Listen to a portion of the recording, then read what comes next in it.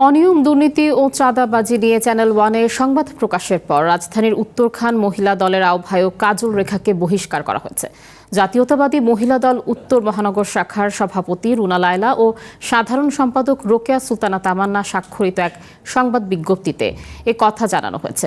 প্রধানমন্ত্রীর নাম ব্যবহার করে চাঁদাবাজি সহ কাজল রেখার নানা অনিয়ম ও ক্ষমতার অপব্যবহার নিয়ে গতকাল সংবাদ প্রচার করে চ্যানেল ওয়ান। এরপরই তার বিরুদ্ধে সাংগঠনিক ব্যবস্থা নেওয়া হলো। স্থানীয়দের অভিযোগ, এলাকায় কিশোর গ্যাং ও মাদক ব্যবসার মূল হোতা কাজল রেখা। তার বিরুদ্ধে দলীয় প্রভাব খাটিয়ে জমি দখলের অভিযোগও রয়েছে। আপনাদেরই তো রিপোর্টের ভিত্তিতেই তো করা হলো, আর এলাকার মানুষেরও অনেক অভিযোগ।